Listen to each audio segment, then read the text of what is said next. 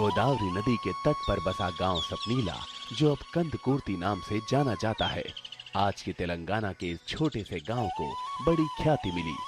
ये राष्ट्रीय स्वयंसेवक संघ के संस्थापक डॉक्टर केशवराम बलीराम हेडगेवार के परिवार का मूल गांव है।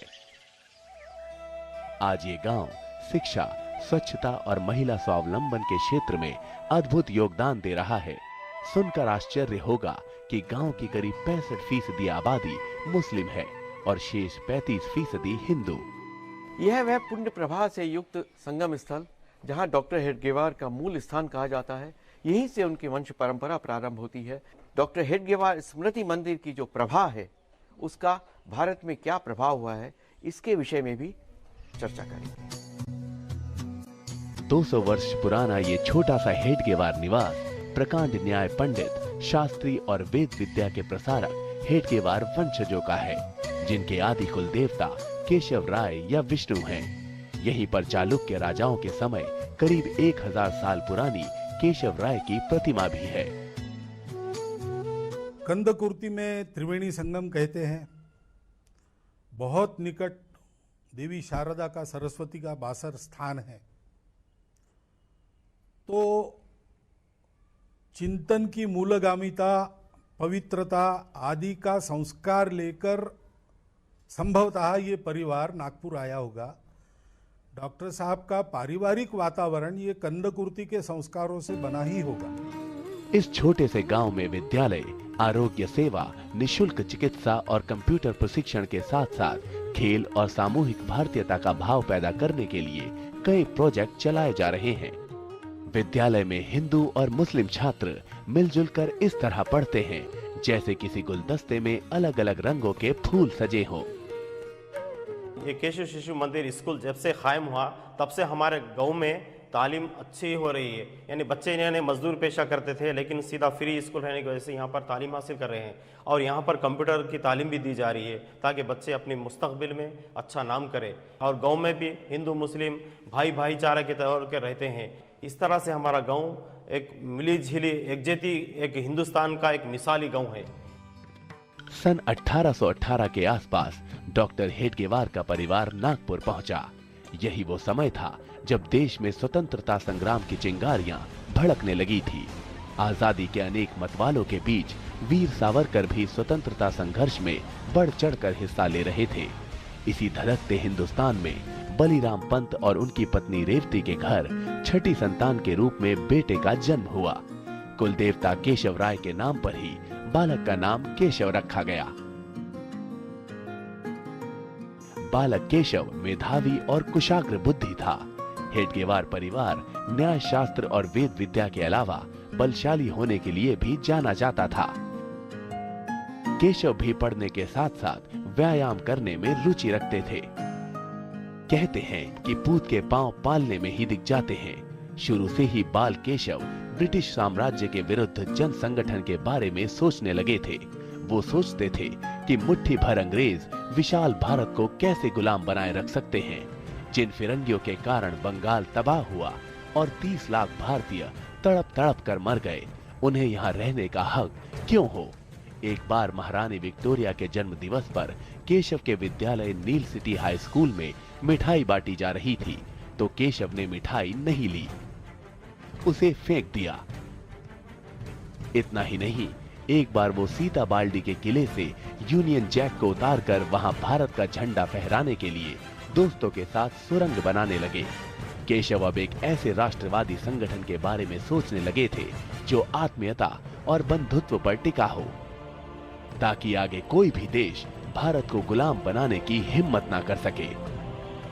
क्रांतिकारियों के बारे में पढ़ते पढ़ते केशव अनुशीलन समिति में शामिल होने के लिए कलकत्ता पहुंचे।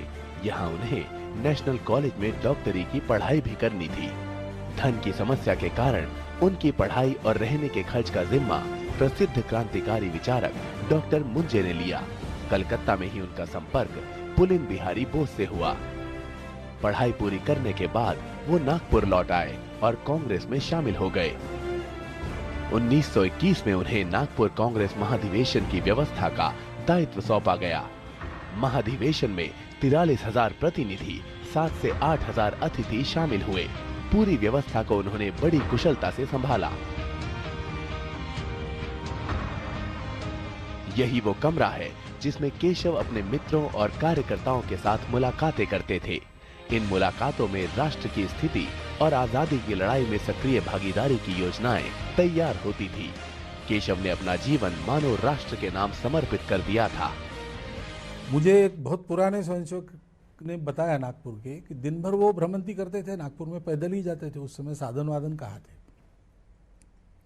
तो पैरों में दर्द होता था, इतना दर्द होता था कि 11:30-12 बजे आकर डॉक्टर साहब सो जाते थे। उसके बाद कोई आ गया रात को, तो घर का दरवाज़ा बाहर का तो खुला ही है और नीचे सीढ़ी की से दरवाजे पर वो संकल्प बजाता था और वो तो ऐसा केवल लौटा हुआ रहता था, तो उसको धकेल के ऊपर जाता था। कमरे का दरवाज़ा खोलना पड़ता था। तो डॉक्टर साहब अपने बिस्तर से, बिस्तर यानी ज़मीन पर ही बिछा रहता था, लेकिन वहाँ से दरवाजे तक वो कुछ 10-12 कदम है, वो उठकर नहीं जा सकते थे, उनको बैठकर ही रेंगते हुए जाना पड़ता था। इतना दर्द पैर में रखने के बाद भी कभी उन्होंने दरवाजा खोला नहीं, ऐसा नहीं हुआ। फिर वो ऐतिहासिक दिन भी आ गया जिसका विचार डॉक्टर केशव हेडगेवार के मस्तिष्क में बचपन से पल रहा था। विजयदशमी के दिन सिर्फ 17 साथियों के साथ उन्होंने इसी घर में संघ की नींव डाली। तारीख थी 21 सितंबर 1925। संघ यानी राष्ट्र निष्ठा के लिए सब कुछ न्यौछावर करने वाले मतवालों का टोला, एक ऐसा संगठन जो हजारों साल से चली आ रही सभ्यता और संस्कृति की रक्षा के लिए प्रतिबद्ध था। इन मतवालों की आंखों में न करियर बनाने के सपने थे, न घर परिवार बसाने की लालसा थी, न धन दौलत और पद प्रतिष्ठा की महत्वाकांक्षा।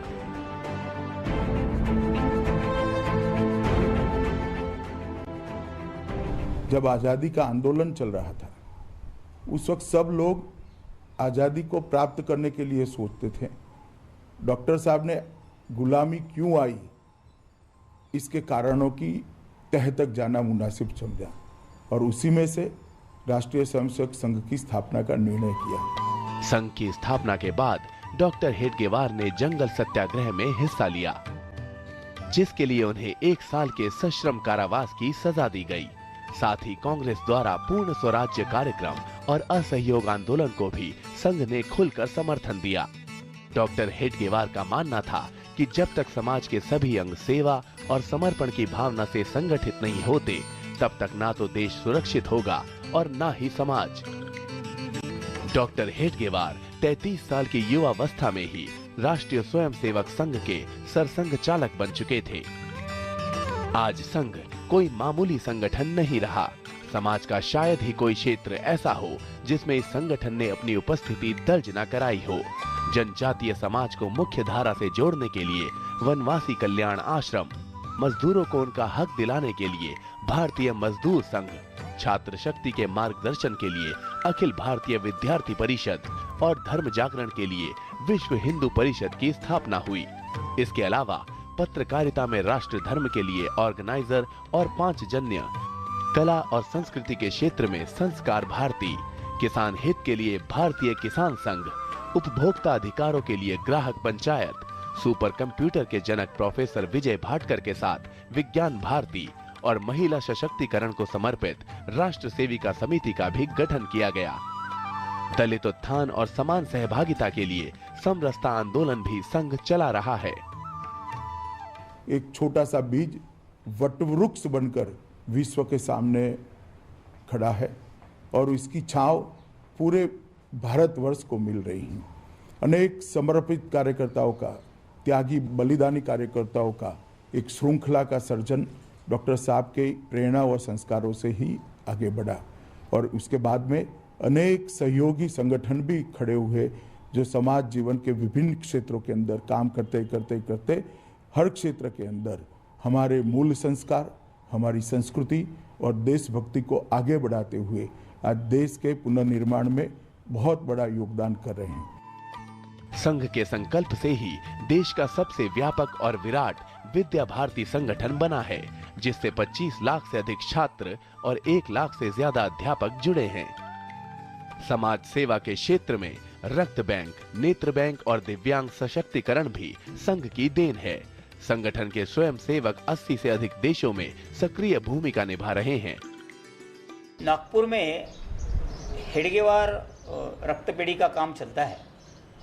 रक्तपेढ़ी की विशेषता ऐसा है कि ये जो प्रोजेक्ट शुरू हुआ तो उसमें सारे गरीब वर्गों के लिए जिनको आवश्यकता रहती है ऐसे के लिए रक्त उपलब्ध हो, इस दृष्टि से ही वो प्रारंभ हुआ है। डॉक्टर हेडगेवार द्वारा राष्ट्रभक्ति की जिस भावना को स्वयं सेवकों ने अपनी आंखों और दिलों में उतारा है, उसी का परिणाम था कि चाहे देश को युद्ध में शत्रुओं का सामना हो या प्राकृतिक आपदा का, स्वयं सेवक हर मोर्चे पर आगे रहे। 1962 के चीनी हमले के समय सैनिकों का मनोबल बढ़ाने और नागरिक सेवाओं में सरकार की मदद करने में भी स्वयं सेवक उपस्थित थे। तत्कालीन प्रधानमंत्री पंडित जवाहरलाल नेहरू ने संघ के सेवकों की शानदार युद्धकालीन सेवाओं का अनुमोदन करते हुए उन्हें पूर्ण गणवेश में 1963 की गणतंत्रता दिवस परेड में शामिल किया। 1965 के युद्ध के समय लाल बहादुर शास्त्री ने स्वयं सेवकों को नागरिक यातायात और सैनिक सहायता के कामों में शामिल किया। बांग्लादेश मुक्ति संग्राम और 1999 के करगिल युद्ध में भी स्वयं सेवक सरकार के साथ कंधे से कंधा मिलाकर चलते रहे और सैनिकों की विजय यात्रा में अपने नागरिक धर्म का निर्वहन करते रहे। सुनामी हो या भुज और उत्तरकाशी का भूकंप हो या फिर केदारनाथ त्रासदी, स्वयं सेवक सबसे पहले पीड़ितों के पास पहुंचे और उनके पुनर्वास में हिस्सा लेकर लोगों का आशीर्वाद प्राप्त किया। संघ ने देश को माधवराव सदाशिव गोलवलकर, मधुधर दत्तात्रेय देवरस, पंडित दीनदयाल उपाध्याय, प्रोफेसर राजेंद्र सिंह, कुपहल्ली सीतारमैया सुदर्शन और अब मोहन राव भागवत जैसे समाज का नेतृत्व करने वाले व्यक्ति दिए। बहुत से विधायक, सांसद और मुख्यमंत्री संघ की कोख से निकले हैं, बल्कि 2 स्वयं सेवक तो प्रधानमंत्री की कुर्सी तक पहुंचने में सफल रहे हैं। भारत का पूरा समाज ऐसे वातावरण में रहे कि जहां मतों की विविधता तो रहेगी, परस्पर विरोधी विचार भी रहेंगे, लेकिन इन सब मनभेद इससे नहीं होगा। मतभेदों के ऊपर हटकर कोई मेरे से अलग और विरोधी भी सोच रहा है तो भी देश के लिए ही सोच रहा है, ये विश्वास रखकर सब लोग करेंगे, बोलेंगे। ऐसा सामाजिक वातावरण मैं मानता हूं कि समाज के संगठन का वो रूप है और देशहित सर्वोच्च है। देशहित के आगे अपने संकीर्ण स्वार्थों का कोई महत्व नहीं, ऐसा मानकर सब लोग काम करेंगे। कहने का मतलब ये है कि डॉक्टर हेडगेवार ने 93 साल पहले जो पौधा लगाया था, आज वो एक विशाल और फलदार वृक्ष बन चुका है। आज की परिस्थितियां संकेत दे रही हैं कि 1925 में देखा गया सपना साकार होने के जितना करीब आज है, उतना पहले कभी नहीं था।